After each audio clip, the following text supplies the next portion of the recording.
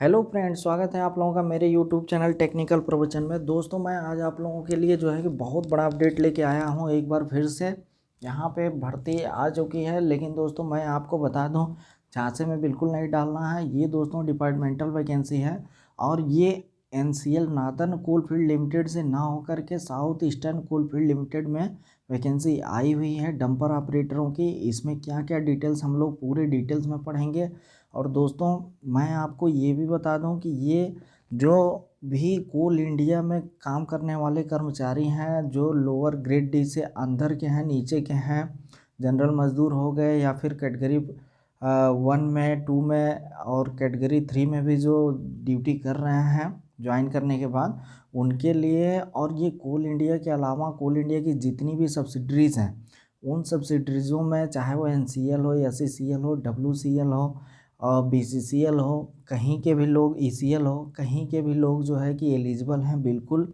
और ये सभी के लिए जो है कि ज़रूरी है। खासकर मैं माफ़ी चाहूँगा, ये जो है कि जो ओपन भर्ती होती है, जो नॉर्मल कैंडिडेट हमारे बेरोज़गार युवा हैं, काफ़ी दिनों से तैयारी कर रहे हैं बहुत ज़ोर शोर से, उनके लिए ये भर्ती नहीं है। कृपया वो ध्यान देंगे, मेरी बातों को ध्यान से सुनेंगे कि उनके लिए ये भर्ती नहीं है। फिर भी हाँ, वो डिटेल्स जान सकते हैं कि डिपार्टमेंटल में जो है कि भर्तियां कैसे होती हैं, इसमें क्या क्या योग्यताएं होती हैं। हम पूरी डिटेल्स में इसको जानेंगे। और मैं ये वीडियो उन लोगों के लिए ख़ास ज़रूरी है जो ऑलरेडी जो है कि NCL में या फिर कोल इंडिया या फिर उसके अदर सब्सिडरीज़ में जॉब कर रहे हैं और वो इच्छुक हैं कि नहीं हम इस पोस्ट के लिए अप्लाई करें। तो यहाँ पे मैं विस्तार से उन लोगों को बताने वाला हूँ कि क्या क्या प्रोसेस है पूरा, और पूरा कैसे क्या यहाँ पे आपको करना पड़ेगा, सारा कुछ डिटेल्स में बताएंगे। तो चलिए दोस्तों, वीडियो ज़्यादा लंबा ना खींचते हुए हम लोग सीधे अपने पॉइंट पे चलेंगे। लेकिन जो भी लोग मेरे चैनल को पहली बार वॉच कर रहे हैं, प्लीज़ मेरे चैनल को सब्सक्राइब ज़रूर करें। यहाँ पे ज़रूरी नहीं कि कोल इंडिया से रिलेटेड या सिर्फ NCL से रिलेटेड भर्ती आप लोगों को इन्फॉर्मेशन प्रोवाइड कराया जाए, ऐसा नहीं है। टेक्निकल, नॉन टेक्निकल, कोई भी मोस्ट पॉपुलर या फिर कोई भी टेक्निकल वैकेंसी आती है तो उसके एग्ज़ाम सिलेबस या भर्ती से रिलेटेड मैं आप लोगों को बराबर अपडेट करता रहा हूँ और करता रहूँगा। दोस्तों प्लीज़ मेरे चैनल को सब्सक्राइब ज़रूर करिए और शेयर करना बिल्कुल ना भूलिए। तो दोस्तों आइए चलते हैं सीधे अपने पॉइंट पे। तो यहाँ पे हम देखेंगे कि, दिखाता हूँ आप लोगों को, साउथ ईस्टर्न कोलफील्ड लिमिटेड जो कि एक मिनी रत्न कंपनी है दोस्तों। जैसे NCL है, सेम उसी पैटर्न की ये कोल इंडिया की सब्सिडरीज़ हैं जो कि बिलासपुर छत्तीसगढ़ में, ठीक है दोस्तों, बिलासपुर CG डिस्ट्रिक्ट बिलासपुर छत्तीसगढ़ में ये कंपनी जो है कि है। और ये अंडरग्राउंड माइंस है विशेष रूप से। बाकी हम लोग यहाँ पे देखेंगे क्या क्या नोटिस में है। तो नोटिस में दोस्तों यहाँ पे हम देखते हैं कि लिखा है कि विभागीय कर्मचारियों का डंपर ऑपरेटर कैटेगरी D के पद पर चयन बाबत, ठीक है दोस्तों, कैटेगरी D के पद पे चयन बाबत है। यहाँ पे हम लोग देखेंगे तो जो डंपर ऑपरेटर की पोस्ट है दोस्तों, वो कैटेगरी D की होती है। हालांकि उन लोगों की जब ज्वाइनिंग होती है तो कैटेगरी 1 में होती है, फिर जो है कि उनकी ट्रेनिंग रहती है। ट्रेनिंग के बाद कैटेगरी 2, 3 या फिर जो है कि कैटेगरी 1 के बाद जैसे उनका प्रमोशन होता है कैटेगरी D में, C में, वैसे होता चला जाता है। तो यहाँ पे डायरेक्टली जो है कि उनको कैटेगरी 1 में ना रख के या कैटेगरी 2 में ना रख के सीधे जो है कि एक्सकेवेशन डिपार्टमेंट, उत्खनन विभाग, कैटेगरी D के पद पे चयन किया जाएगा उनका। अब इसमें क्या क्या अनिवार्य योग्यताएं हैं या वांछनीय योग्यताएं हैं, सारा कुछ हम डिटेल्स में देखेंगे। तो जल्दी जल्दी रीड करते हैं। SCCL एवं CIL के अन्य सहायक कंपनियों तथा CIL में कार्यरत, ठीक है दोस्तों, SCCL एवं CIL के अन्य सहायक यानी कि जो अदर सब्सिडरीज हैं, अदर कंपनियां हैं जो कि कोल इंडिया से अटैच हैं, तथा कोल इंडिया में कार्यरत इच्छुक विभागीय कर्मचारियों से dumper operator excavation category D के पद पर विभागीय चयन हेतु निर्धारित प्रपत्र में आवेदन पत्र उचित माध्यम से आमंत्रित किए जाते हैं। ठीक है दोस्तों, पात्रता क्या है हम लोग देख लेंगे। योग्यता, डंपर ऑपरेटर प्रशिक्षु कैटेगरी D के लिए देखेंगे हम लोग। यहाँ पे दोस्तों प्रशिक्षु इसलिए लिखा है कि 1 वर्ष का आप लोगों का ट्रेनिंग रहता है। कोई भी पोस्ट आप ज्वाइन करेंगे तो कम से कम 1 वर्ष की ट्रेनिंग तो ज़रूर रहेगी। और ट्रैक लाइन में आप लोग अगर ज्वाइन करते हैं तो वहाँ पे आपको ट्रेनिंग पीरियड 3 साल का रखा जाता है, ध्यान रखिएगा आप लोग। तो यहाँ पे बात डंपर ऑपरेटर की हो रही है। तो दोस्तों यहाँ पे 25 जनवरी को 2022 को एक नोटिस निकली है जिसके तहत ये भर्ती आई हुई है और इसमें लिखा गया है कि योग्यता अनुभव को पूर्ण करने वाले सिर्फ और सिर्फ विभागीय कर्मचारी ही, ध्यान रखिएगा दोस्तों, जो डिपार्टमेंटल कर्मचारी हैं वो चयन प्रक्रिया में सम्मिलित होने हेतु पात्र होंगे। ठीक है। बाकी यहाँ पे हम देख सकते हैं cut off date of eligibility दोस्तों यहाँ पे ध्यान देने वाली है 25/1/2022 है। हालांकि इसकी लास्ट डेट जो है अभी मैं आगे आप लोगों को दिखाऊंगा 15 फरवरी है, लेकिन कट ऑफ डेट यहाँ स्टार्टिंग डेट जो नोटिस आई है वही रखी गई है 25 जनवरी को सारी योग्यता पूरी करनी होगी। ठीक है। यहाँ पे देखते हैं डिजिग्नेशन डंपर ऑपरेटर है, ये ज़रूरी नोटिस है, आप लोगों को मैं दिखाता हूँ। डंपर ऑपरेटर है, ध्यान रखिएगा, डंपर ऑपरेटर ट्रेनिंग, यहाँ टी का मतलब ट्रेनिंग होता है और एक्सकेवेशन कैटेगरी डी डिपार्टमेंट है। बाकी यहाँ पे हम देखेंगे मिनिमम क्वालिफ़िकेशन दोस्तों, जो मिनिमम क्वालिफ़िकेशन है हमारा, मिनिमम क्वालिफ़िकेशन 8वीं पास होना चाहिए विथ वैलिड ट्रांसपोर्ट लाइसेंस और HMV लाइसेंस। तो वैलिड या तो ट्रांसपोर्ट लाइसेंस हो या तो फिर जो है कि HMV लाइसेंस हो। अगर HMV लाइसेंस रहेगा यानी ट्रांसपोर्ट या HMV का मतलब हैवी लाइसेंस, ऐसे नॉर्मली आप लोग समझ सकते हैं। 8वीं पास प्लस जो है कि यहाँ पे हैवी लाइसेंस जो है कि ज़रूरी है। योग्यता में क्या है, any permanent employee having 1 year service. ठीक है दोस्तों, कोई भी ऐसा कर्मचारी जो 1 ईयर का सर्विस पूरा कर चुका हो and heavy vehicle driving licence with qualification, मतलब कि HMV लाइसेंस के साथ 8वीं पास स्टैंडर्ड का हो। ठीक है दोस्तों, और found suitable for taking training HMM operator, मतलब कि अगर वो जो है कि HMM ऑपरेटर ट्रेनिंग के लिए सूटेबल यानी कि फिजिकली लगभग ठीक ठाक हो, फिट हो, तो उसको जो है कि यहाँ पे वो फॉर्म भरने के लिए इच्छुक मतलब कि एलिजिबल है, योग्य है। ठीक है दोस्तों।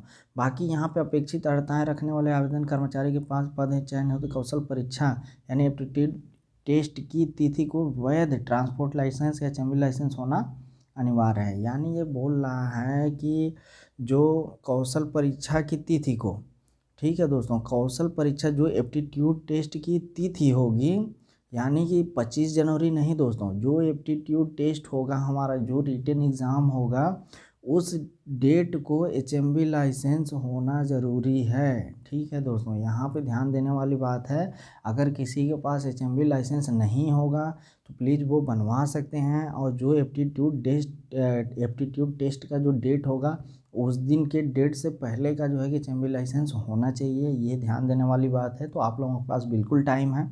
यहाँ पे हम देख सकते हैं पोस्ट की बात करें तो पोस्ट दोस्तों यहाँ पे हम लोग देखेंगे, ठीक है, पोस्ट यहाँ पे हम लोग देखेंगे डंपर ऑपरेटर की पोस्ट है दोस्तों। टोटल 289 पोस्टें हैं यहाँ पे, टोटल 289 पोस्टें हैं, जिसमें SC की 127 पोस्टें हैं, ST की 18 पोस्टें हैं और अनरिजर्व की 144 पोस्टें हैं। तो भर्तियाँ जो दोस्तों बहुत ही पर्याप्त हैं।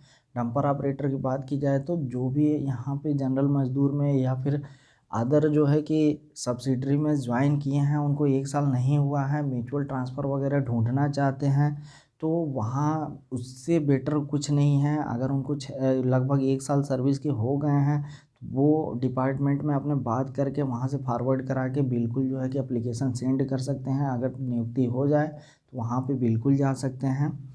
बाकी हम लोग आगे का प्रोसेस देखते हैं, जल्दी जल्दी देखते हैं, बहुत टाइम लग जाएगा। तो दोस्तों यहाँ पे हम देखते हैं आवेदक कर्मचारी के लिए आवश्यक जानकारी क्या है। तो आवेदन पत्र का नमूना जो संलग्नक होता है, जो इस अधिसूचना के साथ संलग्न है, आवेदकों को सलाह दी जाती है कि संलग्न नमूने को सावधानीपूर्वक पढ़ें तथा उसे पूर्ण करें। ठीक है दोस्तों। बाकी यहाँ पे हम देख सकते हैं, आप जो है कि कंपनी की SCCL की वेबसाइट पे भी जाके वहाँ से भी इसे डाउनलोड कर सकते हैं, www.scCL.cil.in पे जा कर के वहाँ से डाउनलोड कर सकते हैं। बाकी ये आपके सामने जो है कि ये नोटिफिकेशन मिल जाएगा। आवेदन पत्र को क्षेत्रीय स्तर पर अन्य सहायक कंपनियों में जमा करने की अंतिम तिथि 15 फरवरी है दोस्तों। ठीक है। तदुपरांत उसके बाद जो है स्थापना विभाग के द्वारा आवेदन पत्रों की जांच कर यानी स्क्रूटनी कर कंपनी के महाप्रबंधक SCCL मुख्यालय बिलासपुर कार्यालय में भेजा जाएगा। तो ये दोस्तों मैं आप लोगों को बता दूं कि ये आवेदन पत्र का जो क्षेत्रीय स्तर पे यानी कि जो एम्प्लॉइज़ जहाँ पे जिस परियोजना में या फिर जिस कंपनी में काम कर रहे हैं, जैसे NCL हो गया या फिर जो है WCL हो गया, तो उसमें भी जो प्रोजेक्ट हैं, जैसे NCL में जयंत है, निगाही हैं और भी खड़िया है, कई सारी सब्सिडरीज हैं, वो अपने GM ऑफिस में जाके वहाँ SOP के अंतर्गत बात करके अगर वो राज़ी होते हैं तो वहाँ पे अपने आवेदन जमा कर सकते हैं। और उस आवेदन की तिथि यहाँ पे 15 फरवरी रखी गई है। ज़रूरी नहीं है कि ये दोस्तों ध्यान देने वाली ये बात है कि 15 फरवरी वो कट ऑफ डेट नहीं है कि हमको जो है कि वहाँ SCCL में कागज़ भेजना है, SCCL में डॉक्यूमेंट बिल्कुल नहीं भेजने हैं। आपको अपने क्षेत्रीय कार्यालय GM स्तर पे जाके SOP से बात करके और इसके बारे में जो है कि आप फाइल को फॉरवर्ड कर सकते हैं। वहाँ पे सारे आवेदन फॉरवर्ड करने के बाद उसके बाद क्या किया है कि SCCL ने एक नोटिस जारी किया है और वो SCCL क्या करेगा कि उन्होंने क्षेत्रीय स्तर पे या मेल करके हर जगह जो है कि सूचना पहुंचा देगा और आपको जो जो चीज़ें स्क्रूटनी करनी है वो क्षेत्रीय कार्यालय से या SCCL यहाँ से करा के फिर अपने पास फाइल को मंगाएगा, यानी कि जो भी आपकी डिटेल्स हैं। तो इसमें हम देखते हैं, जल्दी जल्दी पढ़ेंगे। SCCL मुख्यालय बिलासपुर स्तर पर निर्धारित तिथि के बाद प्राप्त होने वाला किसी भी स्थिति में विचार नहीं किया जाएगा। ध्यान दीजिएगा दोस्तों, ठीक है। और SCCL मुख्यालय बिलासपुर स्तर पर अगर जो बिलासपुर के लोग हैं वहाँ पे जो है कि 15 फरवरी के बाद बिल्कुल जो है कि विचार नहीं किया जाएगा, या फिर जो क्षेत्रीय कार्यालय हैं वहाँ पे भी बिल्कुल विचार नहीं किया जाएगा। तो ध्यान रखने वाली बात है। और आवेदन करने वाले कर्मचारी को जो है कि दर्शाना होगा कि वो जिस सब्सिडरी से, जिस मतलब कि कंपनी से है, वहाँ पे वो अंडरग्राउंड में काम करता है या फिर सतह या सरफेस, यानी जिसे ओपन कास्ट बोलते हैं। तो वहाँ पे दर्शाना पड़ेगा कि वो अंडरग्राउंड में था एम्प्लॉइज़ या फिर ओपन कास्ट में है, ठीक है दोस्तों। बाकी नेक्स्ट हम 6वां पॉइंट पढ़ेंगे। आवेदक द्वारा निम्नलिखित दस्तावेज संलग्न किया जाना अपेक्षित है। 8वीं कक्षा या उच्चतर शैक्षिक योग्यता अगर हो तो उनका जो है कि अंक सूची, मार्कशीट या सर्टिफिकेट, ठीक है दोस्तों, सेल्फ अटेस्टेड होना चाहिए। और तकनीकी योग्यता ITI डिप्लोमा BE या BTech हो तो वो भी। बाकी जो है कि कास्ट आप लोग जो भी होगा वो ज़रूरी है। बाकी यहाँ पे देखेंगे सहायक कंपनियों CIL के महाप्रबंधक जो होते हैं एवं SCCL से संबंधित क्षेत्रीय कार्मिक विभाग द्वारा आवेदन अग्रेसित किए जाने के संबंध में आवश्यक जानकारी या दिशा निर्देश, ठीक है दोस्तों। तो यहाँ पे ये चीज़ दिया गया है कि जो आप अपने कार्मिक विभाग में जो है कि क्षेत्रीय कार्मिक विभाग जिस प्रोजेक्ट में है कंपनी के, वहाँ पे अगर फॉरवर्ड करते हैं तो जो भी सूचना आप अपनी डिटेल्स, जो भी डॉक्यूमेंट वहाँ फॉरवर्ड करेंगे तो वो जिस परियोजना से हैं उस परियोजना के जो अधिकारी लोगों को है वो SCCL कुछ विशेष निर्देश देगा, जिसके बाद ही जो है कि आप लोगों का फाइल वहाँ पे वो फॉरवर्ड करेंगे, ठीक है। तो यहाँ पे हम देख सकते हैं आवेदन पत्र की स्कैन कापी, ठीक है दोस्तों। एक्सेल सीट में पूरा सिग्नेचर्ड हो, ईमेल करने द्वारा अंतिम तिथि जो है 21 फरवरी है, यानी 15 फरवरी तक आप लोग भेजेंगे, उसके 6 दिन के अंदर जो है 21 फरवरी को जो है उन्हें भेजना पड़ेगा। जिस परियोजना से हैं आप उस परियोजना को जो है कि SCCL को भेजना पड़ेगा। ध्यान देने वाली बातें हैं। बाकी आगे देखेंगे हार्ड कॉपी में हस्ताक्षरित अनुलग्नक सेकेंड मूल प्राप्त होने की अंतिम तिथि 28 फरवरी है, ठीक है दोस्तों। तो यहाँ पे ये आप लोग समझ सकते हैं, ईमेल करने की तिथि जो है कि 21 फरवरी है और हार्ड कापी जो मूल रूप में है उनको पोस्ट भी करना है, ये क्षेत्रीय कार्यालय को पोस्ट करना है, आपको नहीं पोस्ट करना है SCCL को। तो ये इसकी डेट जो है 28 फरवरी है, ठीक है। बाकी जो है कि आवेदक द्वारा प्रस्तुत दस्तावेज छाया प्रति संबंध मूल मिलान किया जाना है, यानी जो भी आप डॉक्यूमेंट जमा करेंगे ना उसकी मूल प्रमाण पत्र वो देखेंगे और उससे जो है कि वो आप लोगों का डॉक्यूमेंट वेरिफिकेशन एक बार यहीं पे होगा जिस परियोजना में आप हैं और GM ऑफिस में आप जमा करने जा रहे हैं SOP कार्मिक विभाग में, तो यहाँ पे आपका एक बार वेरिफिकेशन होगा, ठीक है। बाकी यहाँ पे लिखा गया है तीसरा पॉइंट कि आवेदन पत्र की सभी प्रविष्टियों को सेवा पुस्तिका से जांच कर पुष्टि किया जाना है, यानी आपकी जो भी सर्विस सीट आपके इस प्रोजेक्ट में, जिस भी कंपनी में है और जिस प्रोजेक्ट में काम करते हैं, आपके आवेदन पत्र की सभी जो भी डिटेल्स भरे हैं वो सर्विस सीट आपकी निकाली जाएगी, उससे जांच करी जाएगी अच्छे तरीके से, फिर जो है कि पुष्टि की जाएगी, तभी जो है कि आपका फॉरवर्ड किया जा सकता है। जिन कर्मचारियों के विरुद्ध चयन प्रक्रिया, यानी कि जो भी कुछ फॉल्ट कर्मचारी हैं, ठीक है दोस्तों, और वो कार्रवाई आरंभ उस जानकारी आरोप पत्र विवरण जो होता है जिसमें कोई केस चल रहा है ये तो SCCL को कौशल परीक्षा के पूर्व प्रेषित किया जाना आवश्यक है, जिससे कि उनको जो है कि कैंसिल कर सकें। ठीक है, तो ये आप लोग समझ सकते हैं। बाकी जो कॉन्फिडेंटल एनुअल परफॉर्मेंस रिपोर्ट बनता है सभी का गोपनीय वार्षिक निष्पादन प्रतिवेदन जिसे हम बोलते हैं, जिसके वो CR बोलते हैं, करेक्टर, तो वो जो हमारा कॉन्फिडेंटल एनुअल परफॉर्मेंस रिपोर्ट होता है वो जो है कि अच्छा होना चाहिए, यानी कि ओपन कास्ट में 240 और जो है कि अंडरग्राउंड में 190 दिन से कम छुट्टी नहीं होने चाहिए, नहीं तो पात्र नहीं होंगे।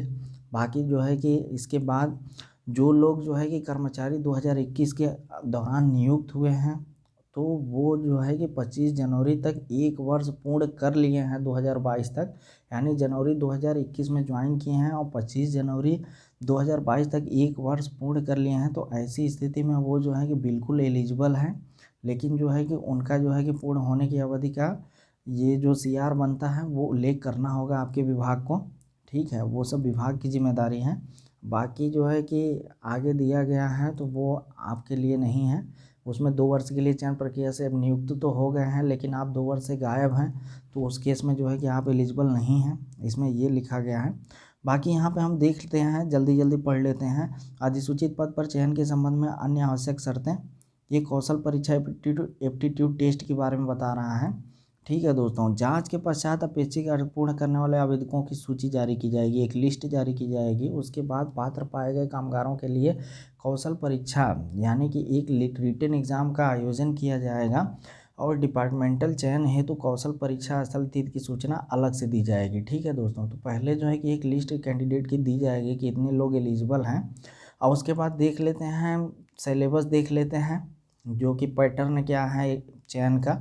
टोटल दोस्तों 100 मार्क प्रदान किए जाएंगे। जो एप्टीट्यूड या ट्रेड टेस्ट का मार्क होगा, यानी कि जो रिटन एग्ज़ाम या एप्टीट्यूड टेस्ट होगा वो 80 मार्क्स का होगा, और इसेंशियल क्वालिफिकेशन पे जो है कि 15 नंबर रखे दिए जाएंगे सभी को अलग से।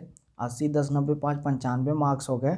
और एडिशनल क्वालिफिकेशन पे आपको फुल मार्क्स 5 दिए जाएंगे, जिसमें अगर आपने 8वीं पास और प्लस हैवी लाइसेंस के बाद ITI किया है तो आपको 2 मार्क मिलेंगे 5 में से। अगर डिप्लोमा किए हैं तो 5 में से 3.5 मार्क्स मिलेंगे। और डिग्री किए हैं, BTech वगैरह अगर किए हैं 8वीं प्लस और हैवी लाइसेंस के बाद से, तो आपको 5 में से फुल 5 मार्क्स मिलेंगे। तो ये दोस्तों रहा सूचना। हम आशा करते हैं कि आप लोगों को जो है कि ये सूचना जो है कि बहुत ही इम्पोर्टेंस लगी होगी, खासकर जिसे आवेदन करना है। तो प्लीज़ आप लोग मेरे चैनल को सब्सक्राइब जरूर करिएगा। मिलते हैं बिल्कुल नेक्स्ट अपडेट के साथ नेक्स्ट वीडियोज़ में। Thanks friends.